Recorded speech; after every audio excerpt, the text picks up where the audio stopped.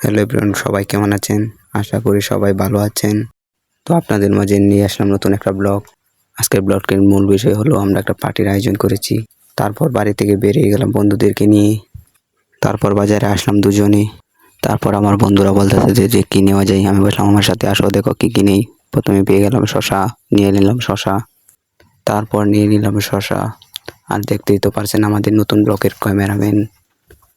তারপর নিয়ে নিলাম পেঁয়াজ, কাঁচামরিচ আর সব কিছুই নেওয়া শেষ। এখন চলে যাচ্ছি বাড়ির দিকে। তো বাড়িতে আসলাম, প্রথমে নিলাম চানাচুর, তারপরে নিয়ে নিলাম মুড়ি, তারপরে নিয়ে নিলাম ম্যাগি মশলা, আর নিয়ে নিলাম চাট। তো এখন সব কিছু নেওয়া শেষ, বাড়িতে চলে আসলাম। তো দেখতেই পারছেন সব কিছু এখন কাটা লাগবে। এই হলো আমাদের সাকিব কাকা, সালাদ বানাইছে জাকা নাকা।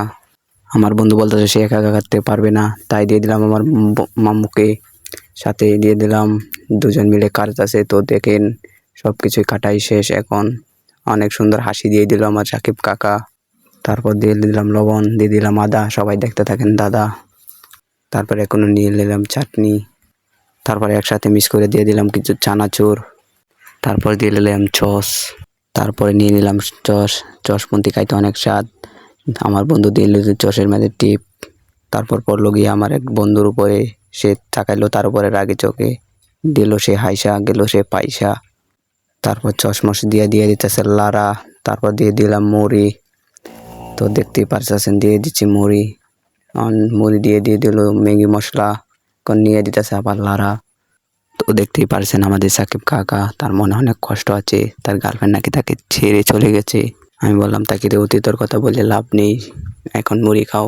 সে সবাই মিলে ভাই বাদার মিলে মুড়ি খাচ্ছে। এখন অনেকদিন পরে বন্ধুরা হয়েছে একসাথে, তাই করতেছিলাম মজা।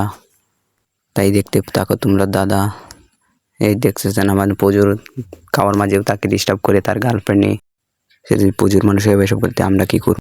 তো দেখতেই পাচ্ছেন আমার বন্ধুর অনেক জাল লেগেছে, তাই পানি খাইয়ে নিল। তো শেষের জন্য একদম প্রস্তুত ছিলাম না, বন্ধুরা সব করে দিল পাকা। সো গাইস, আজকে এই পর্যন্ত। সবাই কমেন্ট করবেন।